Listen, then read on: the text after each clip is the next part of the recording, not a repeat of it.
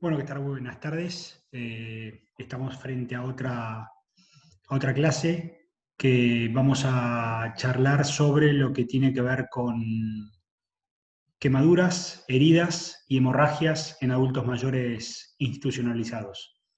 Yo soy Javier Santos, médico clínico, geriatra y gerontólogo, jefe médico de cuidados domiciliarios de la empresa Emergencias. Vamos a compartir pantalla.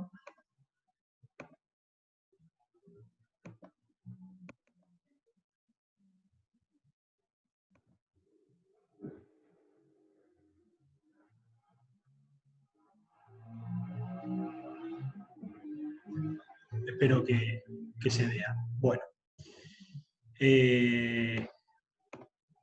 los objetivos de la clase de hoy son charlar sobre las recomendaciones generales sobre el cuidado de la piel del adulto mayor, brindar herramientas para la aplicación de técnicas en caso de quemaduras y hemorragias y reconocer buenas prácticas en situaciones de heridas, quemaduras y hemorragias. Es decir, qué tenemos que hacer y qué no tenemos que hacer. Primero vamos a hablar de la piel. La piel es el órgano más extenso del cuerpo humano. Mide aproximadamente 1,6 metros cuadrados y pesa aproximadamente 4 kilos. Esto, al hacerlo el órgano más extenso, lo hace el órgano que más frecuentemente los adultos mayores tienen afectados. El tema es que muchas veces no puede diferenciarse entre lo que es patología y lo que es envejecimiento normal. Es decir, envejecimiento normal versus envejecimiento patológico, patologías en la piel del adulto mayor es muy difícil. ¿Por qué? El adulto mayor tiene una piel que el órgano genera cambios, o sea, sufre cambios a lo largo de la vida. ¿Sí? A lo largo de todos sus años, esta película, ¿sí?, que es su vida, le generan cambios. Los cambios tienen que ver con agresiones o agentes externos. ¿Sí? La historia esta del adulto mayor hace al envejecimiento de este órgano, de la piel. No es lo mismo la piel de un marinero de 80 años a la piel de un cocinero de 80 años, a la piel de un ingeniero de petróleo de 80 años, ¿sí?, a la piel de un pintor de 80 años. Entonces, la edad más la historia es lo que me va a determinar a mí las lesiones que tenga ese adulto mayor. Yo tengo que actuar sobre la prevención de esas lesiones. Tengo que informar, así como charlamos la clase anterior, tengo que educar al adulto mayor en qué cuidados tengo que tener, ¿sí?, con respecto a mi piel para evitar las complicaciones. Lo que tengo que tener es que los trastornos de la piel son tan comunes, que era lo que les comentaba, que a menudo es difícil diferenciar entre lo que es el cambio normal y la enfermedad. Ahora, más del 90% de los adultos mayores tienen algún trastorno en la piel, ¿sí? Es más, muchos de los trastornos ya no se consideran trastornos, sino envejecimiento natural de la piel. Y esto tiene que ver por la frecuencia y porque no cambia el pronóstico, en realidad. En cuanto al envejecimiento natural de la piel, lo que podemos decir es que la evolución hace que la piel se adelgace, la epidermis, que es la capa externa de la piel, se adelgace. ¿Sí? Los melanocitos, que son estas células encargadas de la pigmentación, disminuyen en número, pero aumentan en tamaño. ¿Sí? Los que quedan aumentan de tamaño. Esto da la hiperpigmentación, ¿sí?, de algunas zonas de la piel de los adultos mayores. Van a ver, es muy común, ¿sí?, ver los adultos mayores con esas manchas hiperpigmentadas en algunos sectores. ¿Y dónde se hiperpigmenta? En las zonas que están expuestas al sol, que estuvieron expuestas al sol. Por otro lado, la piel envejecida está más delgada, más pálida y más traslúcida. Y hay una pérdida de la elastosis, es decir, de la resistencia y la elasticidad de esa piel.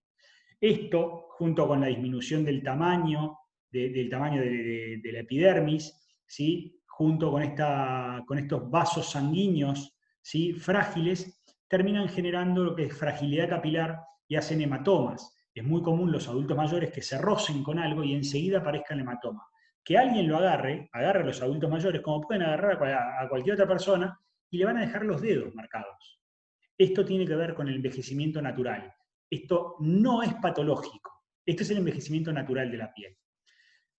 Por otro lado, tenemos una disminución de la capa grasa. La capa grasa sirve de un amortiguador, ¿sí? Absorbe los golpes que nos pegamos durante nuestra vida. En el adulto mayor, esos golpes, ¿sí? Duelen más, se sienten más. Por otro lado, se siente más el frío.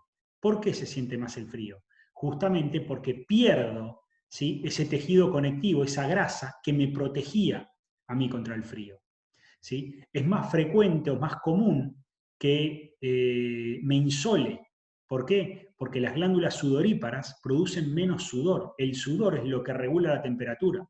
Al producir menos sudor, no puede regular la temperatura, y por eso en las alertas naranjas del clima son los que más se tienen que cuidar juntos con los bebés. La glándula sebácea produce menos aceite, lo que genera mayor deshidratación de la piel. Esta mayor deshidratación provoca que la piel se agriete, ¿sí? Al agrietarse la piel, al formarse estos surcos y fisuras en la piel, favorece que penetren pequeños microorganismos, como puede ser el Staphylococcus aureus, y se generan infecciones. La erisipela, ¿sí? La celulitis, se provoca por la entrada de estos microorganismos a través de cisuras, surcos, fisuras que hay en la piel, y que favorecen estas infecciones. Justamente todo esto es por cambios anatómicos, microscópicos que se dan en la piel y que favorecen las infecciones. Ahora, lo que yo tengo que hacer es tratar de cuidar a la piel lo más posible. ¿Cómo hago eso? Bueno, a ver, número 1, siempre tengo que usar protector solar, siempre, ¿sí? Número 2, tengo que usar ropa adecuada, ¿sí? ¿Para qué? Para que tener la menor cantidad de lesión posible por el sol. Sombrero, gorro, si es necesario. Tengo que exponerme al sol lo menos posible. No es que no tengo que exponerme al sol. Saben que la vitamina D se activa con el sol, con lo cual sirve, nos previene de osteoporosis, ¿sí? nos da cierta vitalidad.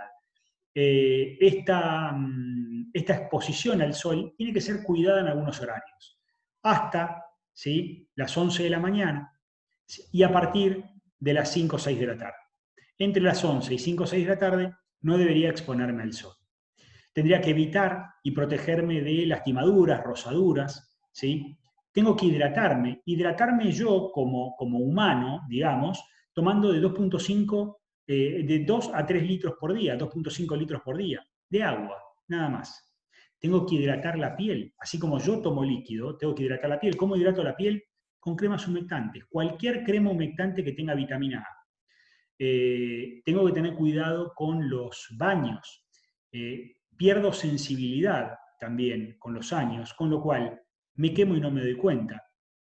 ¿Sí? Entonces, los baños con agua muy caliente, ¿sí? Me pueden dañar la piel y yo darme cuenta tiempo después. Entonces, baño con agua tibia, después del baño con jabones neutros, no jabones perfumados, para no cambiar el pH de la piel. Y después de los baños con agua tibia y jabones neutros, hidratarme la piel también con cremas, ¿sí? Esto es básico y son cosas que tenemos que tomar como conducta, ¿sí? De la misma manera que charlamos la clase pasada, esto lo tenemos que informar para que la gente se eduque y genere estos cambios de cultura con la edad. Evitar ambientes muy secos, porque el ambiente seco también daña la piel, resquebraja mucho más la piel. Entonces, lo que se puede hacer es usar humidificadores, ¿sí? En la casa. No fumar, obviamente, el tabaco lesiona bastante la piel, ¿sí? Y tratar de incrementar la ingesta de frutas y verduras. Vamos a hablar de las lesiones más frecuentes de la piel, que son las heridas, las hemorragias y las quemaduras. Cada una de ellas tiene ciertas características y cierta predisposición a lugares donde se provoca, en situaciones de las casas donde se provoca, en partes del cuerpo donde se provoca, y hay medidas que tenemos que tomar, ¿sí? Para cuidarnos. Comenzando por las heridas. Bien, una herida puede ser abrasiva, incisiva, lacerante, punzante, amputación, o puede ser algo muy conocido en adultos mayores, que son las UPS o úlceras por presión. Las úlceras por presión se provocan en lugares donde se aumenta la tensión superficial. Adultos mayores, o en realidad no adultos mayores solamente, las úlceras por presión aparecen en toda persona que está postrada o está limitada mucho tiempo a una misma posición. Y eso aumenta la tensión superficial de la piel y provoca la lesión. Hay distintas úlceras por presiones, en base a grados, 1, 2, 3 y 4, 4 ya llegando al oso, ¿sí? Al hueso. Una úlcera por presión tipo 1 es una lesión eritematosa, bien colorada, ¿sí? Tipo 2 ya está tomando la epidermis, tipo 3 llega a la muscular, tipo 4 llega al hueso. Estas úlceras por presión se provocan en todas zonas donde hay contacto por más de 2 horas de esa parte de la piel con una superficie. Esto, todas las entidades de salud tratamos de disminuir las úlceras por presión porque en realidad se tiene en cuenta de que es de una mala práctica el que personas desarrollen úlceras por presión. ¿Y cómo se previene? Rotando al paciente, ¿sí? ¿Cómo se rota al paciente? Si yo no sé cómo estaba antes, ¿cómo sé si lo tengo que rotar o no? ¿Cada cuánto lo tengo que rotar?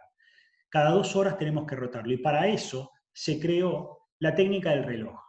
La técnica del reloj es, se muestra un reloj y cada 2 horas, 12, 2, 4, 6, 8, 10 y 12 de vuelta, la persona tiene que estar en una posición puntual, ¿sí? Supino, ventral, o sea, siempre en una posición específica. Esta posición lo que hace es que si yo pasé a las 4 de la tarde, no me interesa saber cómo estaba antes, sino que a las 4 de la tarde tiene que estar en la posición que dice a las 4 de la tarde. Entonces, me fijo ahí, si está en esa posición, está perfecto y así queda y lo cambiaré a las 6, y si no, lo pondré en esa posición. De esta manera nos aseguramos que todos cumplimos con la rotación. Esa es una manera. Una manera de potenciar esto es, hay colchones, que lo escucharon seguramente y los vieron, son colchones de aire. Los colchones de aire tienen distintas celdillas que lo que hacen es inflarse y desinflarse. Entonces, cuando yo tengo una persona que está acostada, se desinfla un sector y se infla el otro, y esto va rotando, ¿sí? Y se van inflando distintas celdillas, la tensión va cambiando de lugar. Entonces no se provoca esa úlcera por presión. Eso en cuanto a las heridas. En cuanto a las hemorragias, sabemos que las hemorragias pueden ser capilares, ¿sí? Que en realidad es una lesión muy banal, muy del capilar, muy de la fragilidad, y que provoca pequeños hematomas, ¿sí? Que se autolimitan. Pero voy a ver áreas violáceas, ¿sí? Debajo de la piel que se ven bien nítidamente. Después puedo tener una hemorragia que es venosa o una hemorragia que es arterial. ¿Cómo la diferencio?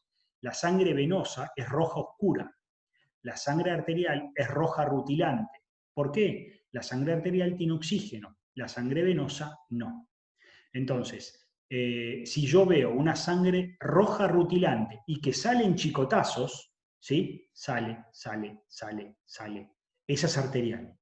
Si yo tengo una sangre roja oscura, ¿sí? Y que babea, esa sangre venosa.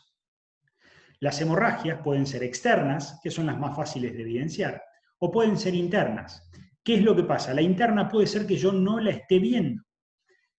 Una hemorragia digestiva, ¿sí? o una hemorragia intracerebral. ¿Sí? Vamos por la digestiva. Por la digestiva yo me voy a dar cuenta, primero, porque la persona se va a poner pálida. Le va a acelerar el pulso se le va a poner muy rápido, muy rápido. Y un pulso débil. ¿Tá?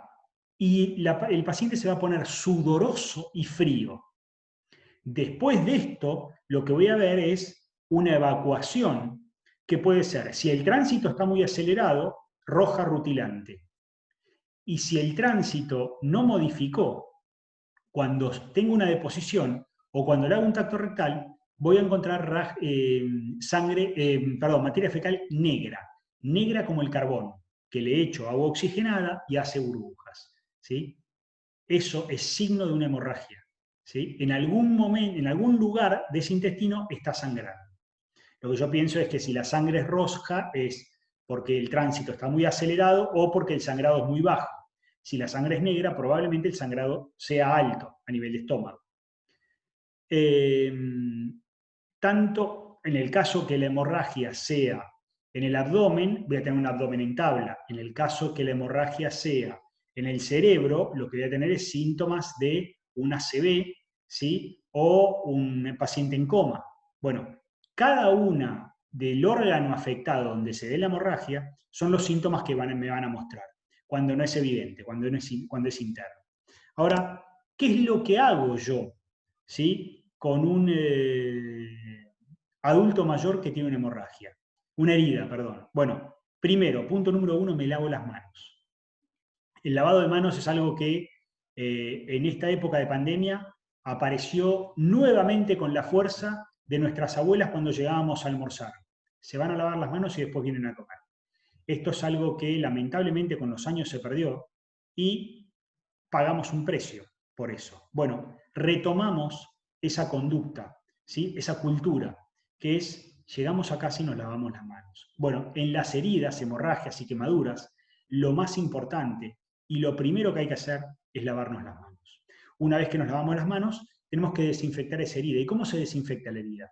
Nunca con algodón, ¿sí? Siempre, ¿por qué? Porque deja fibra en algodón, ¿sí? Siempre con gasa y en círculos del centro hacia afuera. Del centro hacia afuera. ¿Por qué? Porque si tenemos algo en el centro, me aseguro de que lo voy a llegar a la piel sana. Si yo lo hiciera al revés, si yo limpio de esta manera, lo que hago es llevo de la piel sana, ¿sí? Gérmenes a la piel dañada y predispongo a infecciones. Por eso es circular con una gasa, con un desinfectante, un antiséptico, del centro hacia afuera. Una vez que hice la limpieza, tapo con una gasa, siempre tapo, ¿sí? Nunca la dejo al aire libre. ¿Por qué? Porque el dejarlo al aire libre lo que hace es posibilidad de rozarlo nuevamente y seguir lastimándolo. ¿Sí? Bien, ¿qué es lo que no tengo que hacer con la herida? Número 1, cosa que se hace muy frecuentemente, soplarlo. Algo nuevo también que nos enseñó la pandemia, no se sopla. Muchos gérmenes salen de nuestra boca, entonces no se sopla. Quiero de alguna manera bajar darle un poco de aire, a pantallo, ¿sí? O con un diario o con lo que sea, pero no soplo. No aplico polvos, no aplico cremas, no aplico ungüentos. No uso ningún tipo de remedio casero. ¿Sí? Habíamos dicho del alcohol, no uso habíamos dicho del algodón, no uso el alcohol tampoco, ¿sí? Y nunca la dejo al aire libre, siempre la cubro. Esto hago con las heridas. Ahora, ¿qué hago con la hemorragia? La hemorragia es bastante parecido. Primero, me higienizo, agua y jabón, me lavo bien las manos. Número 2, tengo que identificar, ¿es arterial o venoso? ¿Sale en chicotazo y es roja rutilante o sale en babeo y es roja oscura? Si sale en babeo y es roja oscura, asumo de que es venosa, entonces lo que hago es, aplico un apósito y hago presión. ¿Sí? Puedo contenerlo ahí o puede seguir sangrando, con lo cual lo que hago es aplico otro apósito por arriba y sigo haciendo presión. ¿Sí? Esto, una vez que se autolimitó, hago un vendaje compresivo y puedo ponerle hielo arriba. El hielo genera vasoconstricción, es decir, el vaso, que estaba así redondito, hace esto, se achica, entonces sangra menos. Y otra cosa que puedo hacer es elevar el miembro. Miembro superior, miembro inferior, si está, lo elevo. ¿Por qué? Favorezco el retorno venoso y disminuyo el sangrado. Supongamos que tengo una herida lineal y yo quiero afrontar los bordes, lo que hago es limpio esa herida, ¿sí? Me lavo las manos con agua y jabón, limpio la herida, ¿sí? Con un desinfectante y un apósito, y lo que hago es, puedo poner 2 cintas pegadas a los costados para que sea como medio de fijación, y sobre esas cintas, de un lado para el otro, ¿sí? Pongo tela adhesiva. Primero para un lado, después para el otro. Esto lo que hace es afronta la herida, ¿sí? Esto en cuanto a la hemorragia externa. Ahora, entonces, en definitiva, ¿cómo es? Tengo una hemorragia, me lavo las manos, higienizo, ¿sí? la zona de la hemorragia y hago compresión directa. Si funciona, listo. Vendo y evacúo. Si no funciona, lo que tengo que pensar es que la hemorragia es bastante más grande. Entonces, comprimo de vuelta. Si no funciona, tengo que ir a hacer presión arterial. ¿Por qué? Porque lo que está dando en forma de chicotazo, quiere decir que es más grande. ¿Dónde? Bueno, dependiendo de dónde, en esto ya tiene que estar un profesional. ¿Por qué? Porque ya depende de dónde es la lesión, es la arteria que tengo que comprimir. Si la lesión es a nivel de lo que pueden ser estos 2 dedos, yo tengo que comprimir a nivel de la radial. Si es a nivel de estos 3 dedos, tengo que comprimir a nivel de la cubital. Comprimiendo ahí, disminuyo el sangrado. Lo mismo que si es al miembro inferior, tengo que comprimir a nivel de la femoral, y voy utilizando esto. Ahora, ¿qué es lo que pasa si yo comprimo y funciona? Listo, vendo sobre esa compresión que hice, vendo y derivo. ¿Sí? Esto es una urgencia. Ahora, ¿qué es lo que pasa si yo comprimo y esto no cede? Bueno, hay algo que en realidad lo tienen que hacer únicamente los profesionales, que es el torniquete. El torniquete se hace para que directamente ese órgano, ese miembro donde está llegando la sangre, no llegue. ¿Por qué? Porque estoy perdiendo demasiada sangre y corro el riesgo de vida. La única utilización del torniquete es el riesgo de vida. Ahora, corro otro riesgo, aparte del riesgo de vida, que es, si tengo un sangrado importante es porque es arterial. ¿Sí? ¿Se acuerdan que les dije que la arteria lleva sangre oxigenada? Entonces, si yo dejo ese miembro sin oxígeno a un torniquete y no me llega oxígeno, si yo no actúo rápido, el riesgo es que se me amputen, se me mueran los dedos de la mano, porque no llega sangre, no llega oxígeno. Sin oxígeno se muere. Se provoca un infarto a nivel distal, ¿sí? Y se me amputan los dedos de la mano. Por eso el torniquete se tiene que usar por personas que conocen específicamente bien la anatomía, profesionales médicos. Bien, ¿qué no tengo que hacer en una hemorragia? Bueno, tratar de evitar el torniquete, obviamente. El torniquete, la única indicación, volvemos a decir, es el riesgo de vida. Es el único momento que yo voy a usarlo porque si no se muere el paciente. Obviamente no aplico ni polvos, ni pomadas, ni ungüentos, ni remedios caseros, no uso algodón, no uso alcohol. Esto es importante, no extraigo nada, ningún objeto que esté clavado, incrustado. ¿Por qué? Porque muchas veces esos objetos lo que hacen es presionar a la arteria, ¿sí? o a la vena, y es lo que impide que salga mayor sangre, ¿sí? que la hemorragia sea masiva y el paciente fallezca. Entonces, lo que hago es, lo mantengo, vendo, pongo un apósito a los costados, vendo por arriba, ¿sí? y el costado, y traslado al paciente. No soplar, ya lo dijimos, y obviamente vendo, no lo dejo al aire libre. Esto ya tenemos entonces definido cómo actuamos con las heridas y cómo actuamos con las hemorragias. Ahora, el planteo es, fíjense que hasta ahora es igual, muy parecido, ¿sí? Que es, me lavo las manos como punto número 1. Punto número 2, limpio la herida y la hemorragia de adentro hacia afuera, ¿sí? Con un apósito y un desinfectante, ni con alcohol ni con algodón, y cubro, presiono, vendo, en el caso de la hemorragia.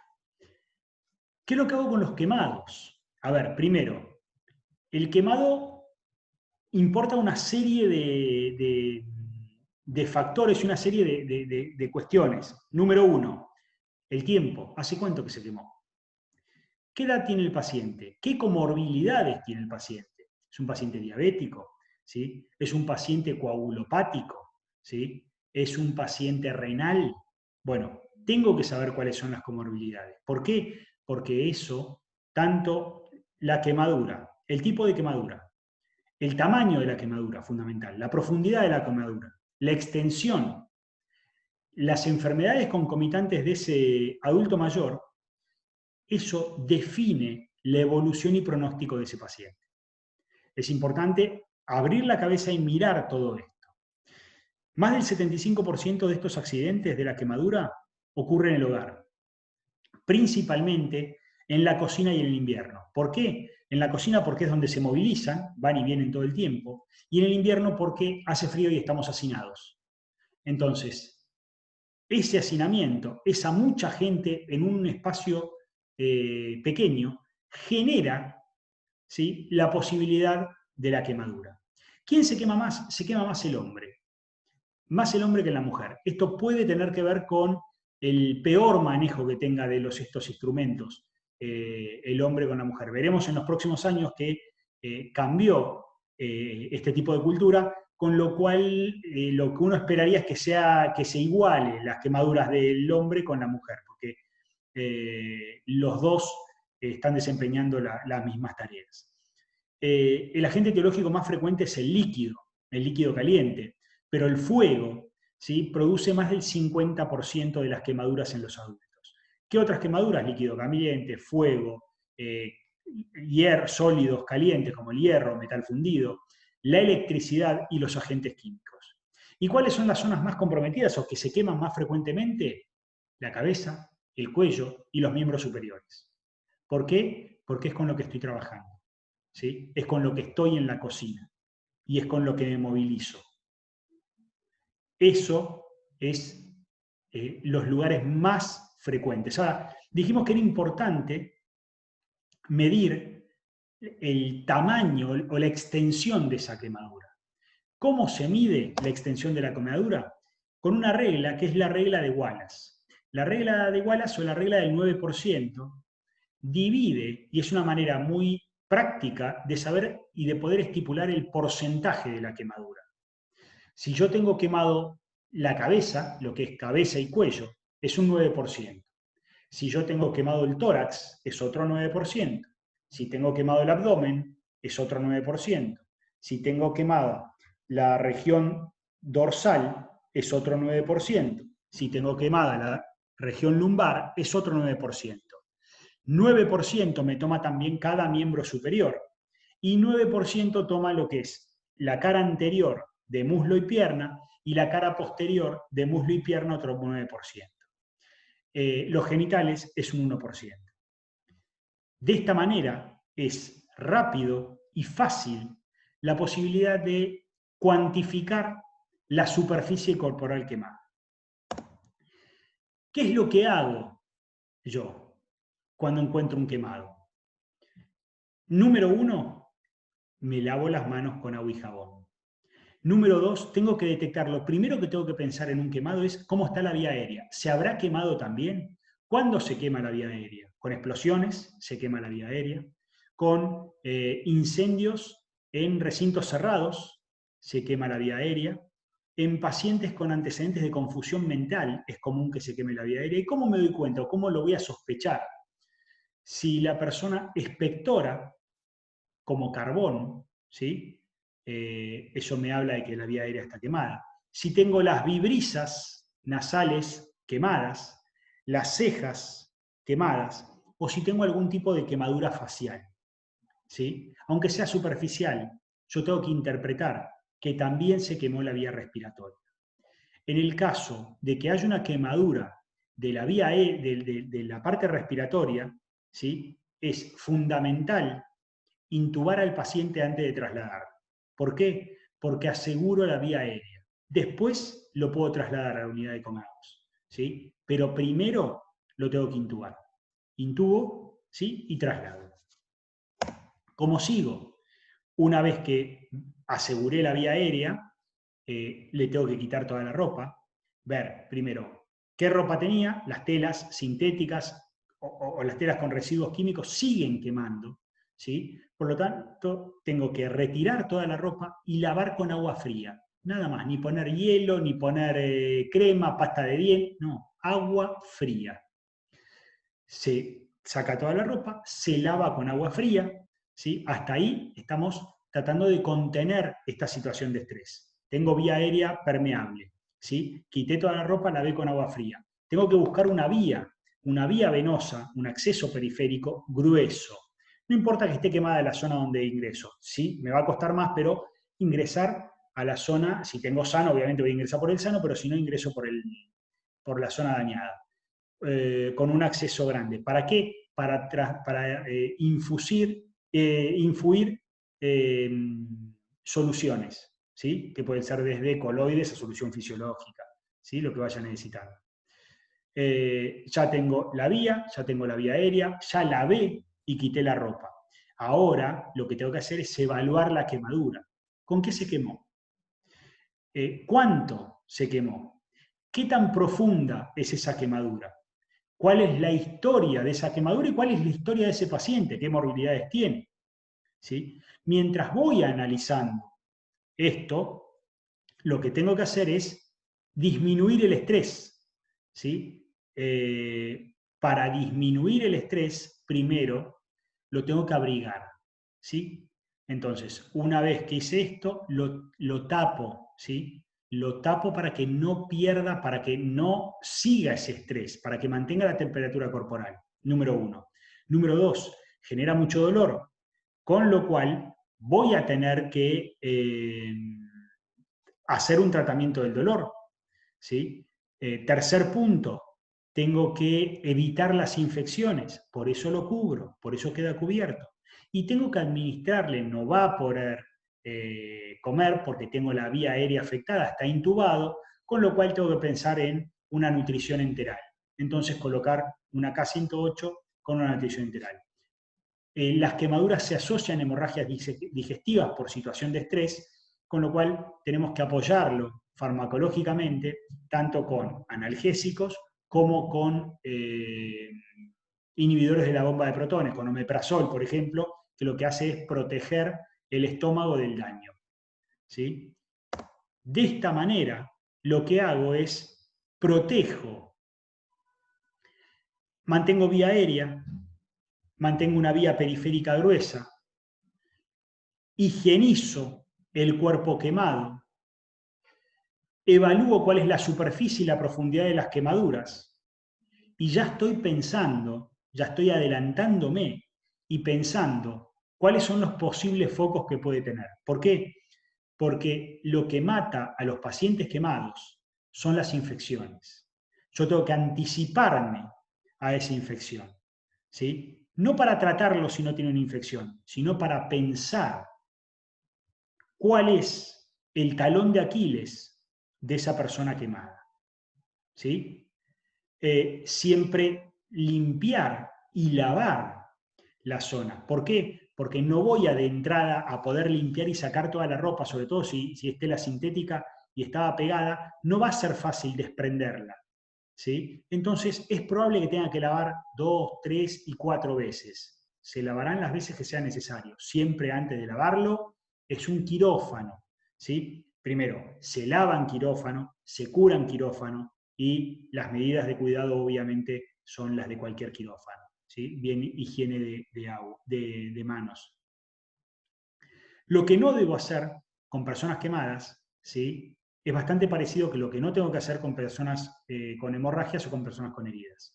No aplicar ningún remedio casero, no aplicar aceites, ni aplicar pasta de dientes, ni aplicar cremas, ni aplicar hielo, ni aerosoles, no soplar, no usar algodón y alcohol, no dejarlas al aire libre, ¿sí? Normalmente, a diferencia de lo que hacemos con las heridas, que es que lo vendamos, en los quemados, por ahí lo recomendable es poner film, entonces me permite ver cómo está la lesión, ¿sí? Pero sí pongo el film, lo cubro y protejo.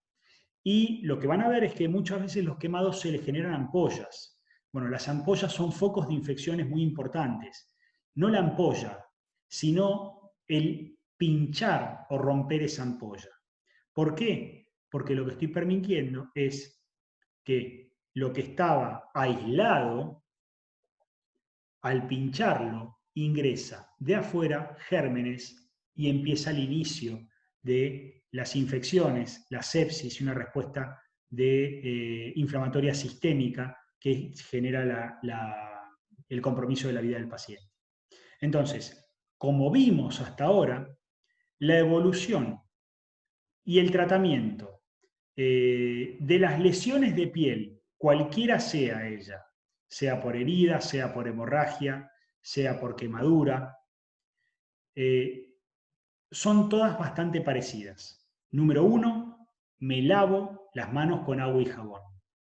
Número 2, en el caso de la herida, limpio. En el caso de la hemorragia, limpio. En el caso de la quemadura, bien igual y también se limpia. Y siempre que se limpia de la misma manera, en forma circular, de adentro para afuera, ¿sí? Con antiséptico. Número 3, lo que hacemos es cubrirlo. En el caso de la herida, lo cubrimos con un apósito y vendamos arriba. Lo mismo en el caso de la hemorragia, podemos colocar hielo y hacemos lo mismo. Si es más arterial, lo que vamos a tener que hacer es la compresión a nivel arterial. Y en el caso de quemadura, lo cubrimos con film. En el caso de quemadura, acuérdense que lo primero que hacemos es vemos cuánta superficie está quemada. Si está quemada la vía aérea, aseguramos primero la vía aérea, colocamos una vía periférica para administrar medicación endovenosa e infusiones, ¿sí? Y colocamos una sonda nasogástrica para alimentar. Bueno, esta es la bibliografía recomendada, ¿sí? Hay distintos tipos de curaciones. Lo que van a ver es que todo se basa en la misma técnica, ¿sí? Que es siempre tratando de asegurar y evitar complicaciones, ¿sí? No por hacer más se hacen mejor las cosas. El pinchar las ampollas, que es hacer más, perjudica porque predispone a infecciones. Entonces, lo que se hace es lo que charlamos. Se higieniza, se saca todo el residuo y se cubre. Se mantiene vía aérea, se coloca vía periférica y lo que hacemos es estamos un paso adelante pensando en las complicaciones que van a aparecer, ¿sí? Con un monitoreo continuo. Bueno, espero que les haya sido de interés. Cualquier duda, con gusto las contestaremos y estamos en contacto. Nos veremos en la próxima charla. Que tengan buen día. Hasta luego.